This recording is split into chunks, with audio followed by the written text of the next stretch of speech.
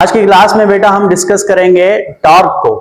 तो पहले हम सीखेंगे what is the meaning of a torque, उसके बाद हम उसके ऊपर कुछ प्रॉब्लम सॉल्व करेंगे। तो स्टार्ट करते हैं आज का लेक्चर। टॉपिक मैंने लिख दिया यहाँ पे टॉर्क। तो how we can define a torque in a physics, physics के अंदर हम टॉर्क को किस तरीके से डिफाइन करते हैं। थोड़ा पीछे आप रिकॉल करें, आपने पढ़ी थी एक्सीलरेशन, लीनियर एक्सीलरेशन। मैं मिसाल देके यहाँ पे आपको समझाता हूं। मिसाल के तौर पे हमारे पास एक ऑब्जेक्ट है जिसका हमने मास कंसीडर किया m। इस ऑब्जेक्ट का मैंने मास कंसीडर किया m। तो अगर हमें इसके अंदर एक्सीलरेशन प्रोड्यूस करनी है तो इस पे हम फोर्स लगा देते। So this is the direction of a force. ये जब इस पे फोर्स लगेगा तो according to Newton second law इसके अंदर पैदा होगी एक्सीलरेशन, और फोर्स और एक्सीलरेशन का डायरेक्शन हमेशा सेम ही होता है। तो यहां से हमें पता चला कि acceleration is directly proportional to the force. यहां पे जो मैंने एक्सीलरेशन की बात की बेटा वो है लीनियर एक्सीलरेशन। तो हम ये कह सकते हैं लीनियर एक्सीलरेशन डायरेक्टली प्रोपोर्शनल रखती है अप्लाइड फोर्स के साथ, लीनियर फोर्स के साथ। और अगरचे हम यहां पे मास की बात करें, मिसाल के तौर पे अगर हम दूसरे पार्टिकल को कंसीडर करें जिसका मास थोड़ा लाइटली इससे ज्यादा हो, अब अगर हम इसके अंदर एक्सीलरेशन को प्रोड्यूस करना चाहें, लीनियर एक्सीलरेशन को, देन अगेन हमें इस पे फोर्स लगाना पड़ेगा। तो यहां से भी हम ये कह सकते हैं here acceleration is directly proportional to the force. While यहां पे जो एक्सीलरेशन पैदा होगी वो थोड़ी कम होगी बनिस्बत इसके। क्यों? क्योंकि यहाँ पे मास कम हमने कंसीडर किया है, यहाँ पे मास ज्यादा कंसीडर किया है। तो यहां से एक चीज हमें और पता चली कि acceleration is inversely proportional to the mass of this object. और यहां से भी हम कह सकते हैं acceleration is inversely proportional to the mass of this moving object. तो इन दोनों को अगर हम कंबाइन करें तो हमारे पास न्यूटन का सेकंड लॉ था जो बराबर था F बराबर है ma, और ये फोर्स कहलाता है एक्सटर्नल फोर्स। इस फोर्स की वजह से जो एक्सीलरेशन पैदा होगी उसको हम नाम देते हैं लीनियर एक्सीलरेशन। अब अगरचे मैं इस पे फोर्स लगाऊं, मिसाल के तौर पे मैंने कहा कि इसका मैं मास यहां पे कंसीडर कर रहा हूं 5 किलोग्राम, और इसके ऊपर मैंने 3 से 4 फोर्सेस एक्सर्ट किए। मिसाल के तौर पे जो मैंने पहला फोर्स यहां पे लगाया वो था 5 न्यूटन, और अगर अब मैं यहां पे दूसरा फोर्स एक्सर्ट करूं किसी दूसरी पॉइंट पे, एक पॉइंट ये थी जिसको मैं पॉइंट P कंसीडर कर रहा हूं, दूसरी पॉइंट ये जिसको मैं यहां पे Q कंसीडर कर रहा हूं, और वही फोर्स लगाऊं जो मैंने पहले लगाया था 5 न्यूटन, तो दोनों फोर्सेस की वजह से इसके अंदर एक्सीलरेशन प्रोड्यूस होगी। कितनी एक्सीलरेशन प्रोड्यूस होगी? इस दोनों फोर्सेस की वजह से। तो सबसे पहले अगर मैं इस फोर्स की बात करूं जो पहले मैंने पॉइंट P पे लगाया था, तो हम कैलकुलेट कर सकते हैं यहां से एक्सीलरेशन बराबर हो जाएगा फोर्स डिवाइड बाय मास। अब फोर्स मैंने जो लगाया था वो था 5 न्यूटन, और इसका जो मैंने यहां पे मास कंसीडर किया था बेटा वो भी था 5 किलोग्राम। तो यहां पे आंसर आ जाएगा 1 न्यूटन पर किलोग्राम। अब न्यूटन जो है वो बराबर होता है किलोग्राम मीटर पर सेकंड स्क्वायर के डिवाइड बाय किलोग्राम। तो यहां से किलोग्राम किलोग्राम में से कैंसिल हो जाएगा और एक्सीलरेशन का वैल्यू आएगा 1 मीटर पर सेकंड स्क्वायर। इसका मतलब ये होगा कि चाहे मैं फोर्स पॉइंट P पे लगाऊं या मैं फोर्स पॉइंट Q पे लगाऊं, इस ऑब्जेक्ट के अंदर जो एक्सीलरेशन पैदा होगी उसका वैल्यू होगा 1 मीटर पर second square. That means linear acceleration only and only depends on the amount of a force exerted by this object। जो लीनियर एक्सीलरेशन होगी वो सिर्फ और सिर्फ किस पे डिपेंड करेगी कि आपने कितना फोर्स लगाया उस ऑब्जेक्ट पे जिसका मास आपने 5 किलोग्राम कंसीडर किया। अगर मैं यही फोर्स पॉइंट Q पे लगाऊं 5 न्यूटन, तो फिर भी इसके अंदर एक्सीलरेशन पैदा होगी 1 मीटर पर सेकंड स्क्वायर। अब आते हैं हम दूसरी एक्सीलरेशन की बात करेंगे। मिसाल के तौर पे अगर मेरे पास एक दूसरा पार्टिकल है, लेट्स सपोज ये हमारे पास एक रिजिड रॉड है, ठीक है। अब इसके अंदर हम एक्सीलरेशन प्रोड्यूस करना चाहते हैं। यहां पे मैंने इस रॉड को फिक्स कर दिया, कोई निडल वगैरह लगा के यहां पे मैंने इसको फिक्स कर दिया। तो इस चीज को हम कहते हैं एक्सिस ऑफ अ रोटेशन। इस लाइन को मैं यहां पे नाम दूंगा axis of rotation. What is the meaning of axis of rotation? Axis of rotation किसी भी रोटेटिंग बॉडी के अंदर वो मखसूस पॉइंट होती है जिसके इर्द गिर्द वो ऑब्जेक्ट अपनी रोटेशन कंप्लीट करेगा। कोई भी ऑब्जेक्ट अगर रोटेशनल मोशन परफॉर्म कर रहा है तो उसकी एक ऐसी पॉइंट होगी जिसके इर्द गिर्द वो अपनी रोटेशन कंप्लीट करेगा, और उस पॉइंट को हम नाम देंगे एक्सिस ऑफ अ रोटेशन। ये किसी ऑब्जेक्ट के अंदर फिक्स भी हो सकती है और ये फिक्स नहीं भी हो सकती। मिसाल के तौर पे अगर मैं यहां पे बात करूं इस मार्कर की, अगर मैं इस मार्कर को रोटेशन करवाना चाहूं, यहां पे मैंने इसको फिक्स कर दिया, अगर मैं इसके ऊपर फोर्स लगाऊंगा तो आप देख सकते हैं इस मार्कर के अंदर रोटेशन पैदा हो रही है। तो यहां पे हम कह सकते हैं ऐसी कौन सी पॉइंट है जिसके इर्द गिर्द ये कंप्लीट मार्कर अपना चक्कर लगा रहा है, तो वो पॉइंट होगी ये वाली, जिसको मैंने अपनी फिंगर से यहां पे ग्रिप करके रखा है। तो ये वाली पॉइंट कहलवाएगी बाबा एक्सिस ऑफ अ रोटेशन। अच्छा जी, अब आते हैं यहां पे, अगर मैं आपसे पूछूं इसके अंदर जब हम इसके ऊपर अगर हम फोर्सेस लगाएं, डिफरेंट फोर्सेस के मैं यहां पे वैल्यू कंसीडर करूंगा। लेट्स सपोज पहला मैंने इस पे फोर्स लगाया जिसका नाम था F1, दूसरा मैंने फोर्स लगाया जिसका नाम था F2, और तीसरा जो फोर्स है उसको हम कंसीडर कर रहे हैं यहां पे F3, while F1 is equals to F2 is equals to F3। इसका मतलब ये था कि जो आप तीनों फोर्सेस लगा रहे हैं इन तीनों के जो वैल्यूज होंगे वो एक जितने ही होंगे। मिसाल के तौर पे कितने होंगे, लेट्स सपोज मैं यहां पे कुछ वैल्यू कंसीडर कर रहा हूं, इन तीनों के मैंने वैल्यू कंसीडर की है 10 न्यूटन।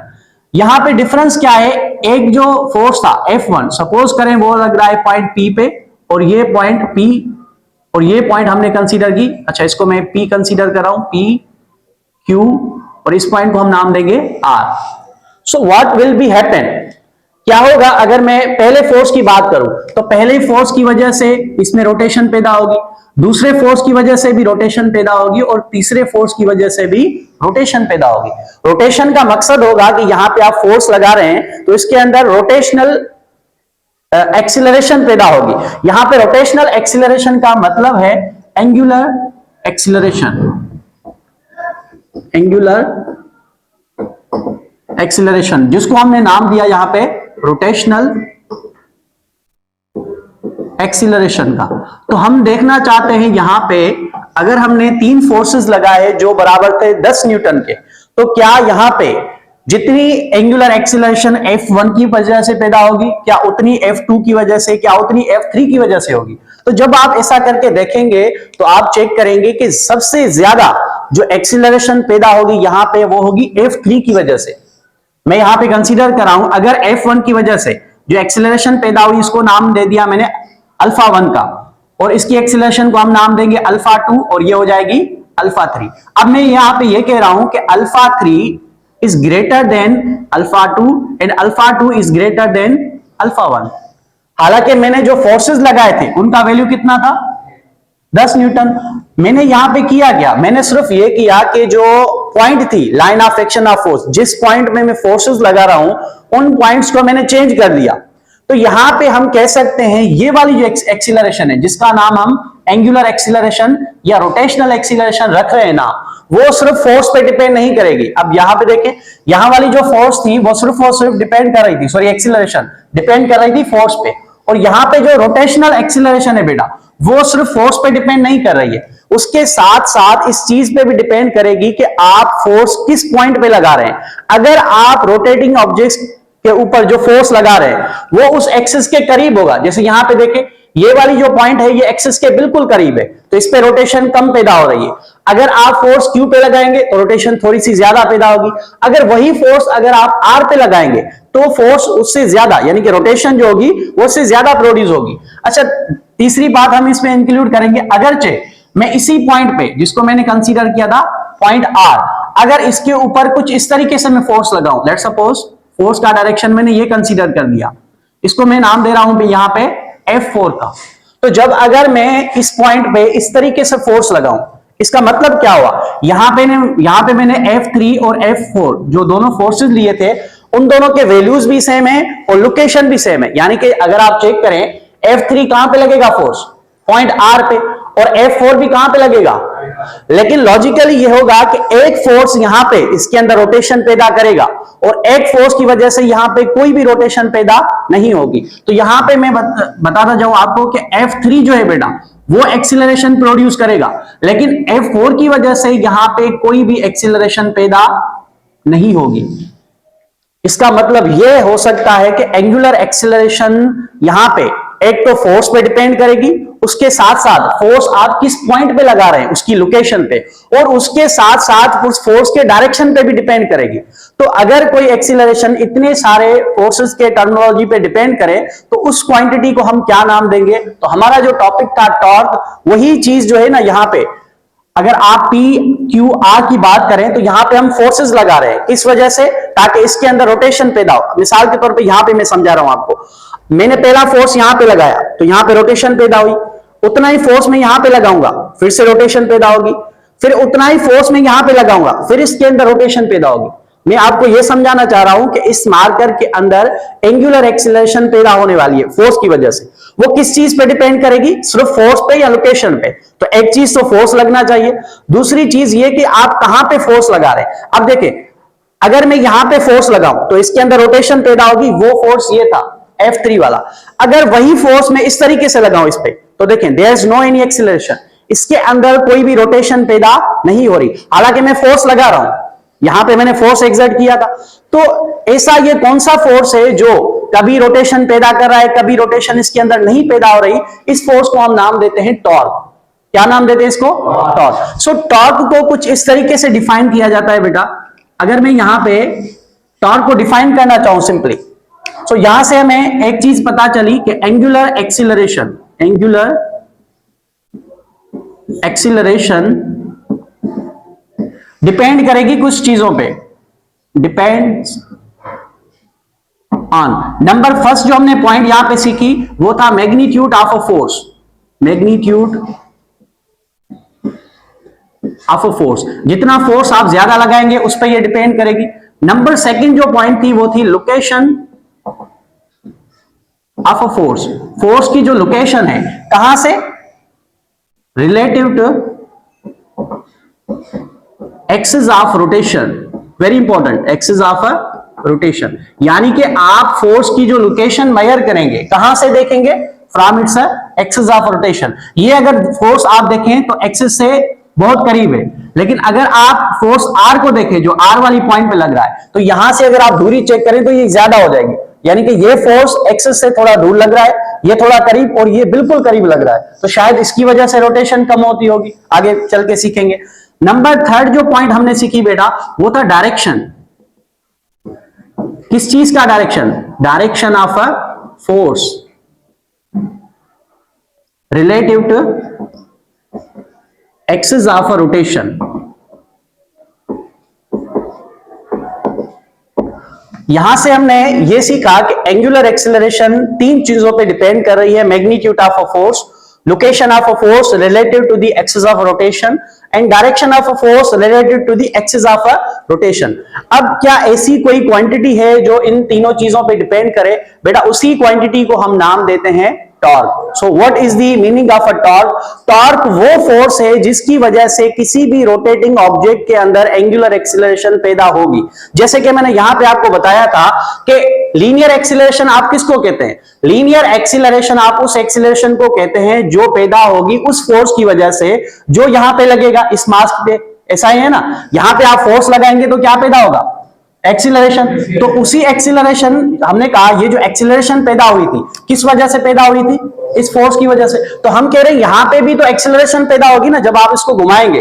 तो घुमाने के लिए अगर आपको एक्सीलरेशन चाहिए तो इस पे क्या लगना चाहिए? फोर्स। लेकिन ये जो फोर्स होगा वो कुछ चीजों पे डिपेंड करेगा। कौन कौन सी चीजों पे? Magnitude of a force, location of a force और उसके बाद डायरेक्शन ऑफ अ फोर्स। सो ऐसी क्वांटिटी जो फोर्स पे भी डिपेंड करे, उसकी लोकेशन ऑफ फोर्स पे भी और उसके डायरेक्शन पे भी, तो उस क्वांटिटी को हम नाम देंगे बेटा यहां पे टॉर्क। क्या नाम देंगे हम इसको? टॉर्क। तो हम कह सकते हैं ये तीनों चीजें जिस क्वांटिटी के अंदर प्रेजेंट होती है उसको हम नाम देते हैं टॉर्क। तो पहले हम इसको एक एग्जांपल के साथ डिफाइन करेंगे। चलो आप इसको नोट कर ले, मैं इसको मिटा लूं, फिर आगे हम इसकी टॉर्क की डेफिनेशन और इसके जो फार्मूलाज हैं उसको हम कैलकुलेट करेंगे। शाबाश, हरी अप इसको नोट करें आप। अभी हमने सीखा कि एंगुलर एक्सीलरेशन जो थी वो डिपेंड कर रही थी तीन फैक्टर्स पे, और वही तीनों जो फैक्टर्स है कंबाइन करके हमारे पास एक अच्छी डेफिनेशन बन जाएगी टॉर्क की। So how we can define a torque? सबसे पहले हम इसकी डेफिनेशन लिखेंगे। So torque is angular force torque एक एंगुलर फोर्स है जो पैदा करेगा, डेट प्रोड्यूस, क्या प्रोड्यूस करेगा? Angular acceleration, angular acceleration along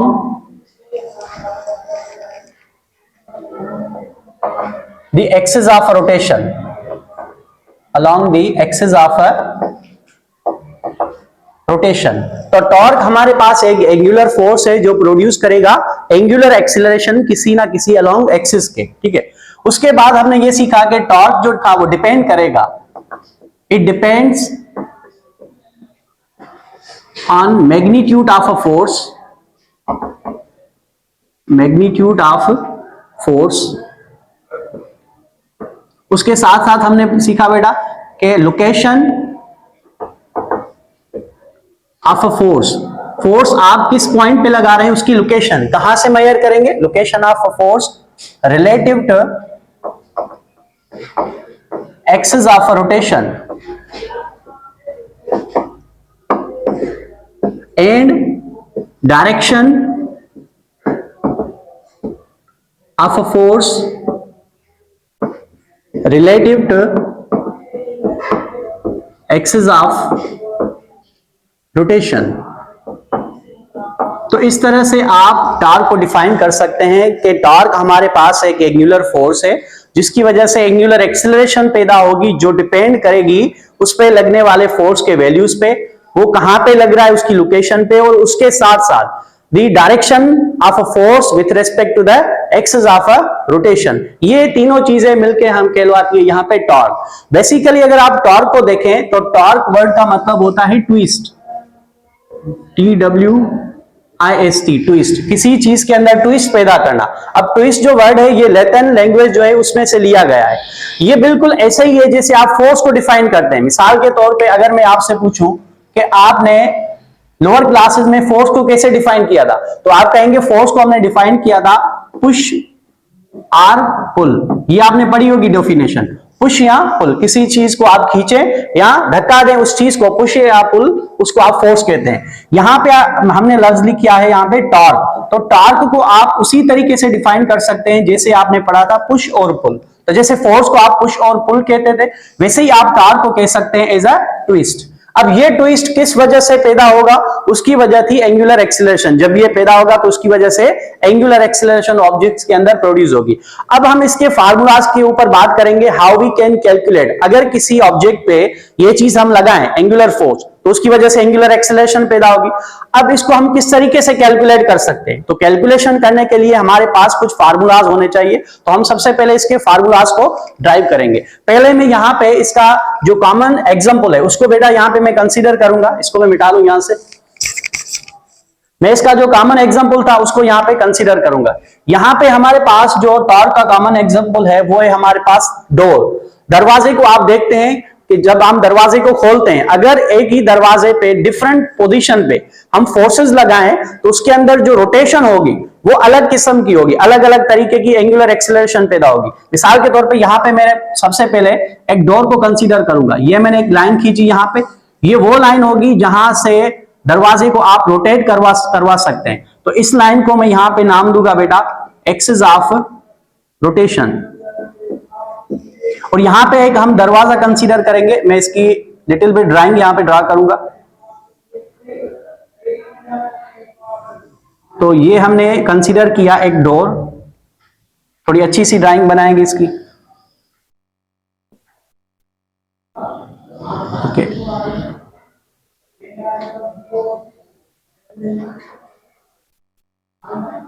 three D structure हम बनाने की यहां पे कोशिश करें ताकि वो फील आए, ठीक है। तो इसको मैं कुछ इस तरीके से भी ड्रॉ कर सकता हूं।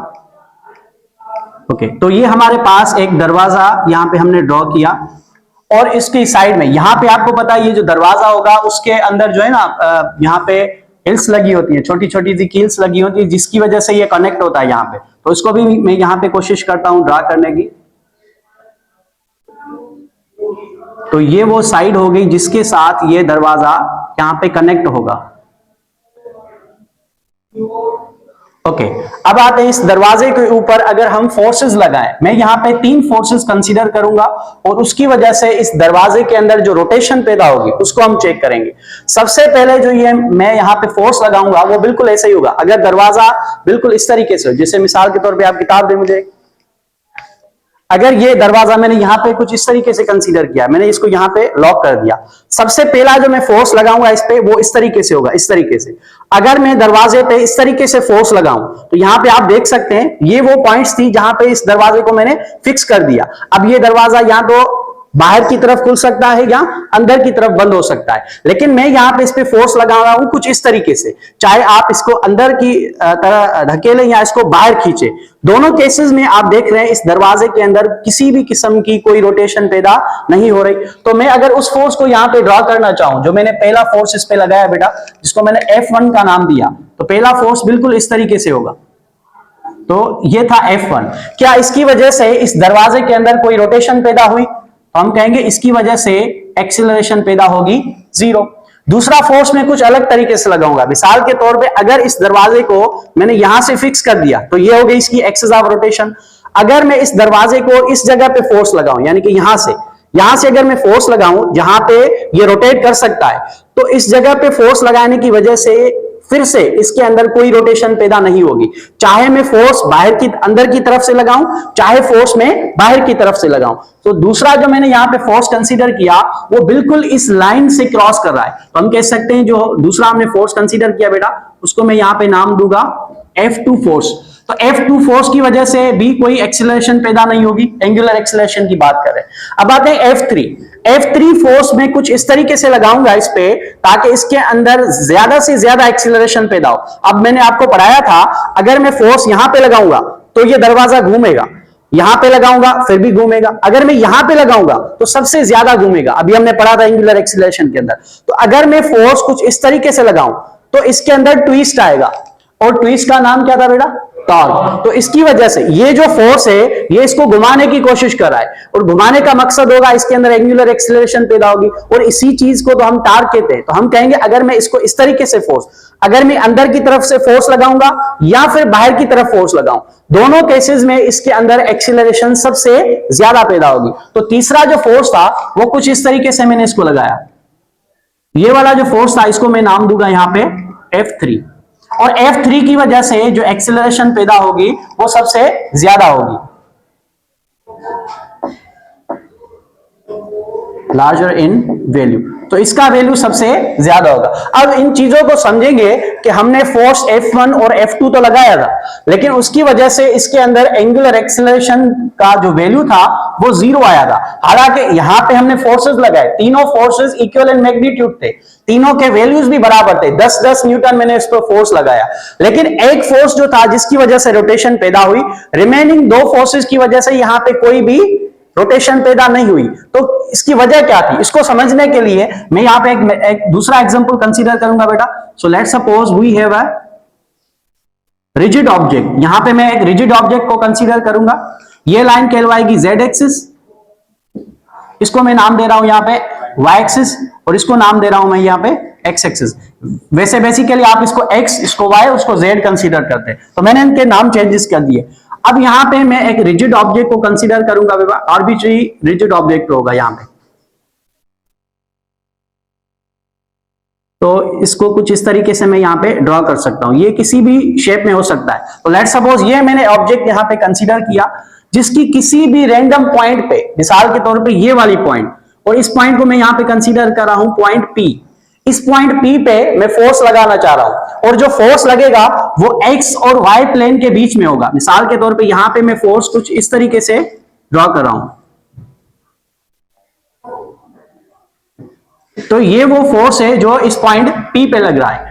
अब इसको हमने एक जगह पे बांध दिया जहां से ये रोटेशन प्रोड्यूस करेगा, उसको मैंने रिप्रेजेंट किया यहां पे O के साथ। तो यहां पे जो O वाली पॉइंट होगी बेटा, ये कहलवाएगी इसकी ओरिजिन। सो ओरिजिन से कितना दूर हम फोर्स लगा रहे हैं, 8 पॉइंट P पे ऊपर। सो O से लेके P, अगर मैं इसका दूसरा डायग्राम बनाऊं, यहां पे मैंने ये, चलो इस चीज को हम एक सेंटेंस के अंदर लिखेंगे।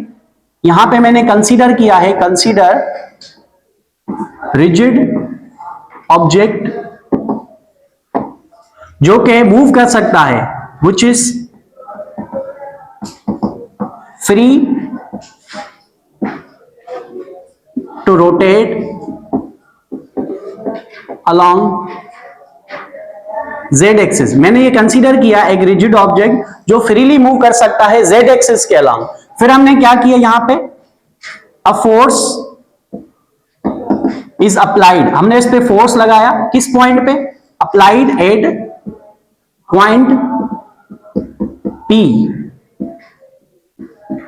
relative to the axis of rotation। Axis of rotation से उस पॉइंट की जो लोकेशन है उसको हमने P का नाम दे दिया। अब इसका अगर मैं यहाँ पे दूसरा डायग्राम कंसीडर करूं, क्योंकि यहाँ पे ये जो Z एक्सिस होगी वो एक्सिस होगी जिसके ऊपर ये घूमेगा, ठीक है। तो यहाँ पे मैं इसका दूसरा डायग्राम बना सकता हूं बेटा। लेट सपोज इस डायग्राम के ऊपर हम बात करेंगे, यहाँ पे वही एक्सिस, ये हो जाएगी x एक्सिस और ये हो जाएगी इसकी y एक्सिस, और वही जो पार्टिकल था अब मैं इस पॉइंट को कंसीडर करूंगा। ये जो पॉइंट थी इसको मैंने P के साथ कंसीडर किया। इस पॉइंट की जो असल कंडीशन थी, जो ओरिजिन थी, वो ये वाली पॉइंट थी जिसको मैंने O के साथ रिप्रेजेंट किया। तो इस पॉइंट की अगर आपको लोकेशन चाहिए तो हम यहाँ पे एक वेक्टर इस्तेमाल कर सकते हैं जिसको मैं नाम दूंगा यहाँ पे R वेक्टर। सो हम कह सकते हैं इस पॉइंट P की लोकेशन के लिए हमने एक वेक्टर इस्तेमाल किया जिसको हमने नाम दिया R। तो यहाँ पे R क्या है, what is the meaning of R? R यहाँ पे कहलवाएगा पोजीशन वेक्टर। पोजीशन वेक्टर जो क्या बता रहा है हमें, ये बता रहा है लोकेशन। लोकेशन किस चीज की, लोकेशन ऑफ पॉइंट P, कहां से, फ्रॉम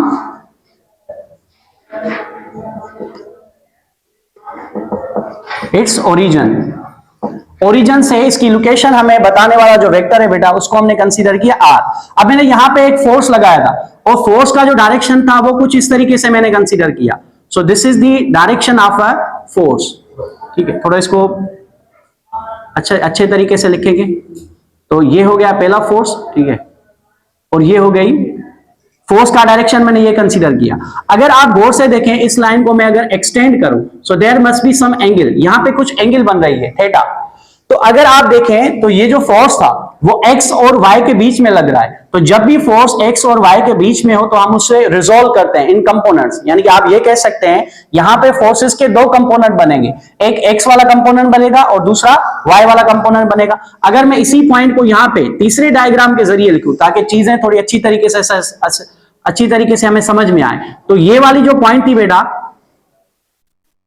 ये मैंने इसको कंसीडर किया R और इस पे फोर्स लगा था इस डायरेक्शन में F, और यहां पे मैंने कंसीडर की एंगल बन रही थी थीटा।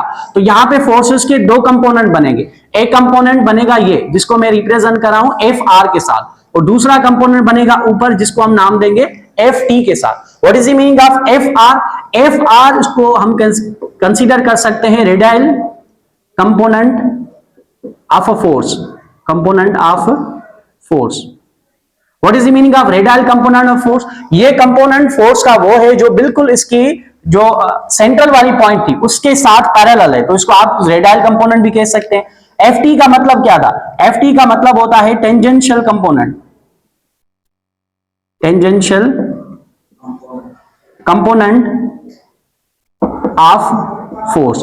अब इन दोनों के हमें वैल्यू चाहिए, तो आप कह सकते हैं यहां पे जो FR होगा वो बेसिकली बराबर होगा F cos थीटा के साथ, क्योंकि x वाला ये कंपोनेंट बनेगा, और यहां पे जो FT था टेंजेंशियल कंपोनेंट्स वो बराबर हो जाएगा यहाँ पे F sin थीटा के साथ। अब देखिए यहां पे आप कौन सा फोर्स कंसीडर करेंगे जो इसके अंदर रोटेशन पैदा करेगा। सबसे पहले अगर आप देखें जो रेडियल कंपोनेंट ऑफ फोर्स था वो तो बिल्कुल इसकी एक्सिस के अलोंग लग रहा है, तो इसकी वजह से तो कोई एक्सीलरेशन पैदा नहीं होगी। मैंने यहाँ पे दूसरा डायग्राम बनाया था आपको, जिसे यहाँ पे देखें F1 वाला जो फोर्स था, क्या F1 वाला फोर्स यहाँ पे कोई एक्सीलरेशन पैदा कर रहा था?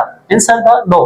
क्यों? क्योंकि ये जो फोर्स था ये बिल्कुल इसकी एक्सिस के अलोंग था, ये जो एक्सिस वाली लाइन थी ये, ठीक, ये हो गई इसकी एक्सिस ऑफ रोटेशन, और यहां पे जो इसकी ओरिजिन थी ये इससे पैरेलल हो रहा है, इससे क्रॉस हो रहा है। तो जब भी applied force axis of rotation से क्रॉस होगा तो उसकी वजह से कोई टॉर्क पैदा नहीं होगी, तो हम कहेंगे इस फोर्स की वजह से there is no any angular acceleration. Remaining यहां पे जो फोर्स बच रहा है वो था FT, tangential component of a force. अब यही वो फोर्स है जिसकी वजह से ये वाला जो पार्टिकल था ये कुछ इस तरीके से रोटेशन कंप्लीट करेगा, क्योंकि हमें तो ये चीज चाहिए ना। तो हम कहेंगे यहां पे इसका जो कंपोनेंट इसके अंदर वजह से जो टॉर्क पैदा होगा वो था F sin theta. So how we can define a torque? Torque का हम यहां पे सबसे पहले फार्मूला कैलकुलेट करेंगे।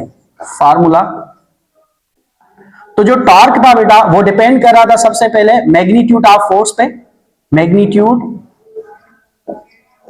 ऑफ फोर्स, और इसको मल्टीप्लाई करेंगे लोकेशन ऑफ फोर्स के साथ, लोकेशन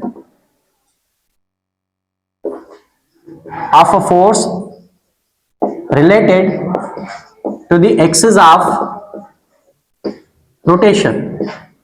तो यहां पे तो फोर्स के दो मैग्नीट्यूड है, एफ था, ये एक हमने कंसीडर किया था एफ कॉस थीटा और दूसरा था एफ साइन थीटा। तो यही वो फोर्स था जो इसके अंदर रोटेशन पैदा करेगा। तो मैग्नीट्यूड ऑफ फोर्स यहां पे बन जाएगा F sine theta multiply by the location of force. Force किस पॉइंट पे लग रहा था? यहां पे हमने कंसीडर किया फोर्स लग रहा था पॉइंट पी पे, और पी की जो लोकेशन थी उसको हमने रिप्रेजेंट किया था आर के साथ। तो यहां पे मैं कंसीडर कर सकता हूं इसके साथ आर। इसको हम इस तरीके से भी लिख सकते हैं R F sine theta. So this is known as the torque. तो यहां से हमें पता चला कि टॉर्क जो बराबर होगा वो बराबर होगा आर एफ साइन थीटा के साथ। What is the meaning of R? R यहां पे कहलवाएगी पोजीशन वेक्टर, या दूसरे अल्फाज में आप इसको यह भी कह सकते हैं मोमेंट आर्म। इस आर का हम दूसरा नाम यहां पे कंसीडर करेंगे मोमेंट आर्म।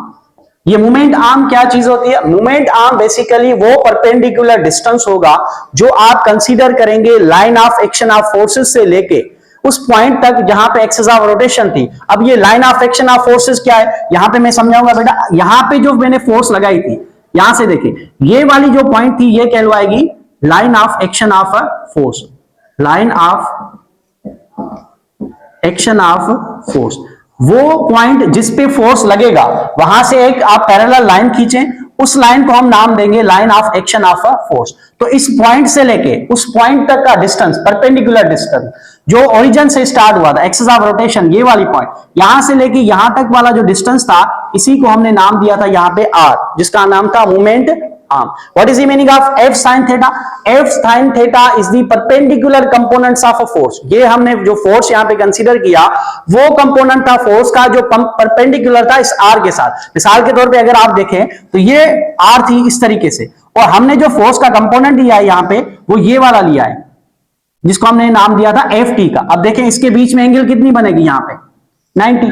तो 90 का मकसद था ये एफ टी जो है वो परपेंडिकुलर कंपोनेंट ऑफ फोर्स है with respect to this moment arm. अच्छा, यहां से आप एक चीज और भी देख सकते हैं कि टॉर्क का जो डायमेंशन निकलेगी, जो यूनिट निकलेगा वो भी आप लिख सकते हैं बेटा यहाँ पे। सो टॉर्क का यूनिट निकलेगा, फोर्स का यूनिट होता है न्यूटन, और आर जो है डिस्टेंस या डिस्प्लेसमेंट यूनिट होगा यहाँ पे मीटर। सो न्यूटन इंटू मीटर, या दूसरा यूनिट ये तो हो गया इसका एस आई यूनिट। आप इसके दूसरे यूनिट्स भी लिख सकते हैं, जैसे कि आपने पढ़ा था फोर्स का दूसरा यूनिट होता है पाउंड, जिसको हम आईबी के साथ, और मीटर को हम कन्वर्ट करेंगे फुट के अंदर। तो आप ये यूनिट भी लिख सकते हैं foot into pound into foot के अंदर, ठीक है। तो यहां से टॉर्क का फार्मूला बन गया are F sine theta. Well torque is a vector quantity, torque कोई स्केलर क्वांटिटी नहीं है हमारे पास, टॉर्क के पास एक डायरेक्शन भी होता है। तो अगर इसके पास डायरेक्शन है तो how we can calculate the direction? Direction हम किस तरीके से फाइंड कर सकते हैं? तो डायरेक्शन के लिए आप ये फार्मूला इस्तेमाल नहीं कर सकते। सर अभी तो आपने बताया आर एफ साइन थीटा बराबर होता है टॉर्क के। ये आपको जो चीज देगा वो होगा मैग्नीट्यूड। क्या बताएगा हमें यहाँ पे? Magnitude. So how we can calculate the magnitude of a torque? R F sine theta. इस फार्मूले के जरिए आप मैग्नीट्यूड ऑफ टॉर्क मालूम कर सकते हैं। अगर आपको डायरेक्शन चाहिए तो उसके लिए इसका वेक्टर फॉर्म आपको लिखना पड़ेगा। वेक्टर फॉर्म हम किस तरीके से लिख सकते हैं? इस यहां पे मैं लिख रहा हूं बेटा, अगर आपके पास दो वेक्टर हो, vector A multiply by vector B, जब आप दो वेक्टर्स को मल्टीप्लाई करें और आंसर भी आपको वेक्टर ही मिले तो ये कहलवाती है वेक्टर प्रोडक्ट, जिसको आप क्रॉस प्रोडक्ट भी कहते थे। यहां पे अगर आप देखें तो आप पोजीशन वेक्टर को मल्टीप्लाई कर रहे हैं फोर्स के साथ। वाइल पोजीशन वेक्टर ये भी एक वेक्टर क्वांटिटी है, और फोर्स जो है हमारे पास ये भी एक वेक्टर क्वांटिटी है। दोनों को आप मल्टीप्लाई कर रहे हैं ताकि इसका आंसर जो आए वो एक वेक्टर क्वांटिटी आए। तो इसको भी हम कह सकते हैं वेक्टर प्रोडक्ट, या दूसरे अल्फाज में cross product, cross product. So ये जो फार्मूला था आर क्रॉस एफ, ये कहलवाएगा vector form of a torque. Sir इससे डायरेक्शन कैसे मालूम होगा? तो सबसे पहले आप क्या करेंगे, जो आपका फर्स्ट वेक्टर होगा इसके लिए आप इस्तेमाल करेंगे राइट हैंड का रूल या राइट स्क्रू रूल भी कह सकते हैं आप इसको। इसके लिए मिसाल के तौर पे अगर मैं फर्स्ट वेक्टर की बात करूं, यहां पे मैं ड्रॉ कर रहा हूं, स्पेस नहीं है, चलो यहां पे ड्रॉ करेंगे।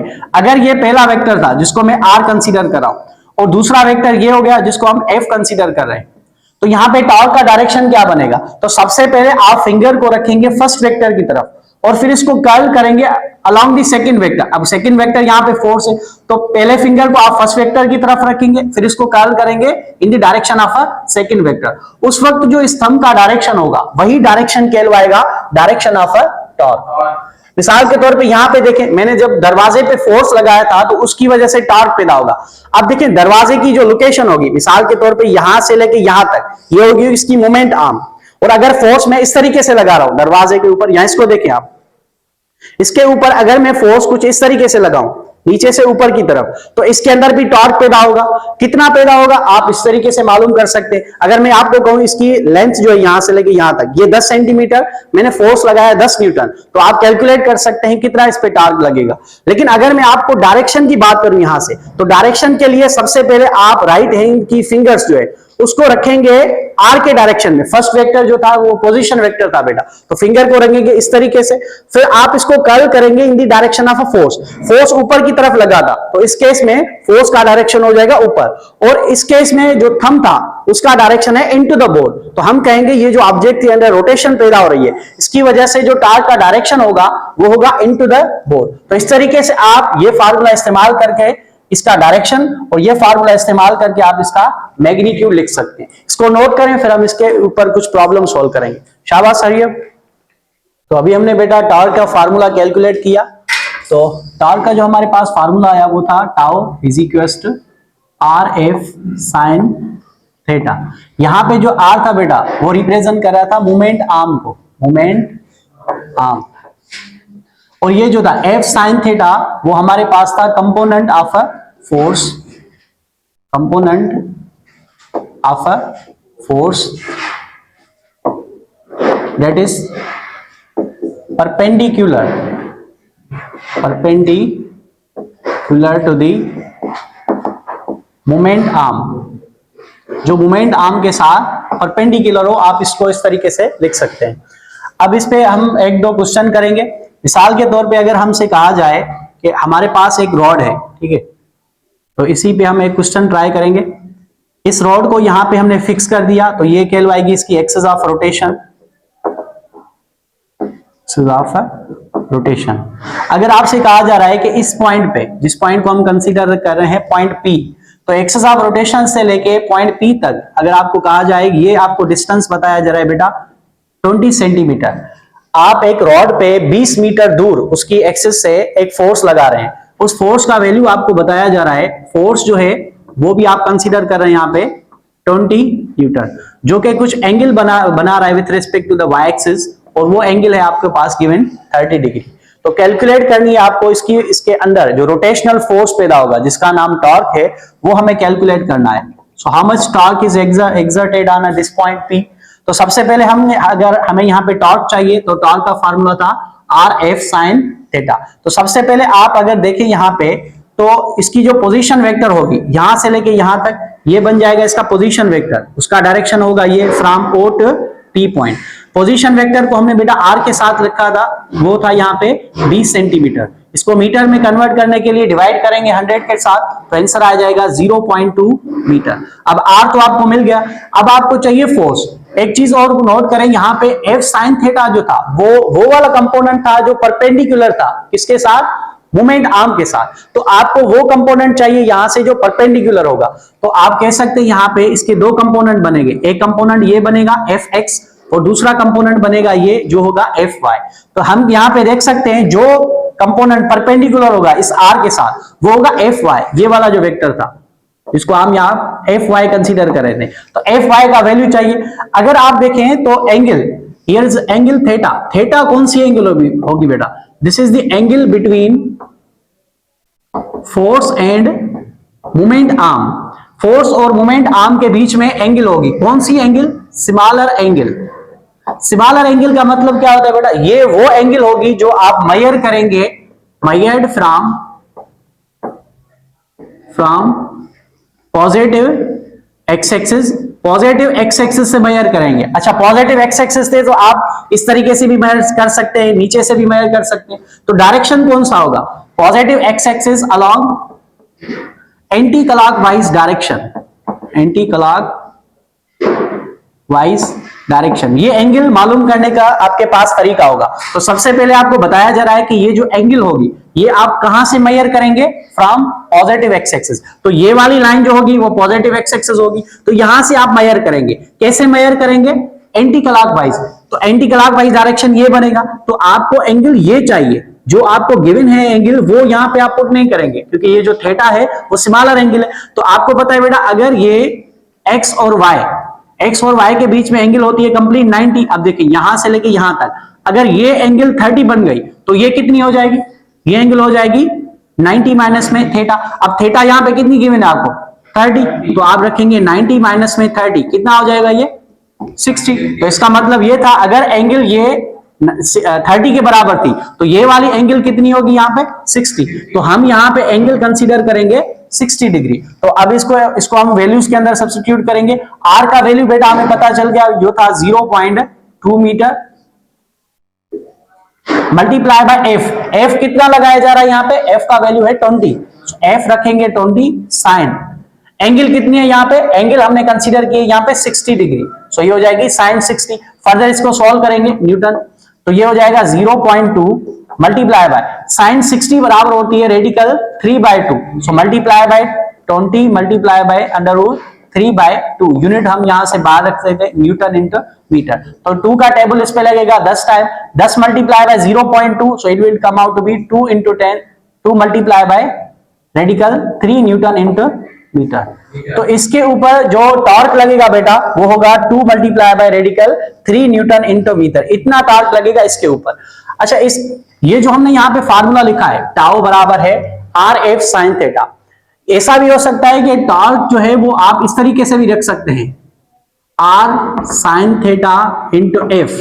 अब ये फार्मूला कहां से आया? ये चीज इंपॉर्टेंट है। यहां पे जो आर साइन थीटा होगा वो कहलवाएगा परपेंडिकुलर डिस्टेंस,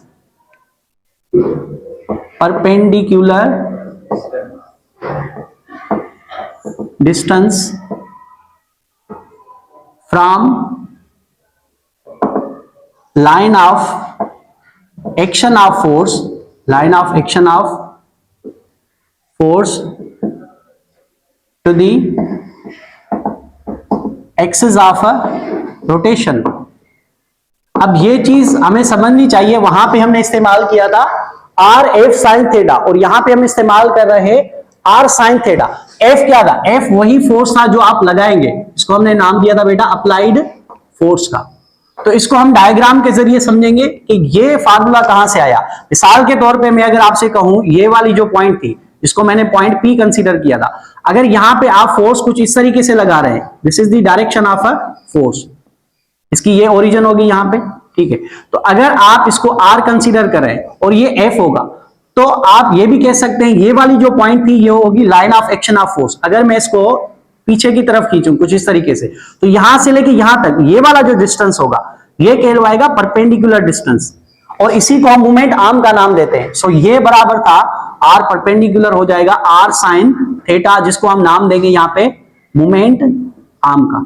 तो आप दोनों फार्मूला इस्तेमाल कर सकते हैं, या तो आप आर को मल्टीप्लाई करें उस फोर्स के कंपोनेंट के साथ जो आर के साथ परपेंडिकुलर हो, या आप इस आर साइन थीटा जो मोमेंट आर्म था वो उसको आप मल्टीप्लाई करेंगे फोर्स के साथ, लेकिन आर का वो कंपोनेंट लेंगे जो फोर्स के साथ परपेंडिकुलर होगा। अब यहां से देखें, ये force line of action of force और ये हो गया आर, तो आर और एफ दोनों परपेंडिकुलर हो गए। हालांकि आर का डायरेक्शन ये था, लेकिन आपने आर का वो कंपोनेंट लिया जो इस फोर्स के साथ परपेंडिकुलर था। तो हमेशा याद रखें टॉर्क के अंदर आर और एफ जो आप लोग जो दोनों को आप मल्टीप्लाई करेंगे तो वो दोनों परपेंडिकुलर होने चाहिए, ताकि आपको टॉर्क का वैल्यू जो है वो मैक्सिमम मिल सके। अच्छा, अगर हम टॉर्क की मैक्सिमम और मिनिमम कंडीशन की बात करें, मिसाल के तौर पे अगर यहां पे मैं आर का वैल्यू कंसीडर करूं 0, या मैं यहां पे नंबर फर्स्ट पॉइंट ये थी, फोर्स का वैल्यू अगर हम जीरो कंसीडर करें, number second point, if theta is equal to zero और थीटा इज इक्वल टू 180, इसका मतलब क्या होगा, जब आप r का वैल्यू जीरो कंसीडर करेंगे, इसका मतलब क्या होगा, what is the meaning of r is equal to zero? r is equal zero का मतलब था कि आप जो फोर्स लगा रहे हैं वो बिल्कुल एक्सिस ऑफ रोटेशन पे लगा रहे हैं। r इज इक्वल जीरो का मतलब होगा here force is applied along axis of rotation, यानी कि मोमेंट आर्म वहां पे जीरो हो जाएगी। F इज इक्वल जीरो का मतलब क्या था, इसका मतलब आप कोई फोर्स ही नहीं लगा रहे, सो यहां पे लिख सकते हैं there is no any force. जब आप कोई फोर्स ही नहीं लगाएंगे तो टॉर्क कैसे पैदा होगा? जब मोमेंट आर्म जीरो होगी तब भी टॉर्क जीरो होगा, जब आप फोर्स नहीं लगाएंगे तब भी टॉर्क जीरो होगा। या दूसरी कंडीशन ये है, अगर एंगल 0 और 180 बने, मैंने जो दरवाजे वाला आपको एग्जांपल पढ़ाया था बेटा, उसके अंदर आपने देखा था कि जो भी फोर्स एक्सिस के अलोंग लगेगा, उससे बाहर जाए या अंदर जाए, उस केस में भी जो आपको टॉर्क का वैल्यू मिलेगा वो हमेशा मिलेगा जीरो। तो इस तरीके से आप इस चीजों को लिख सकते हैं, इनको नोट करें, शाबाश।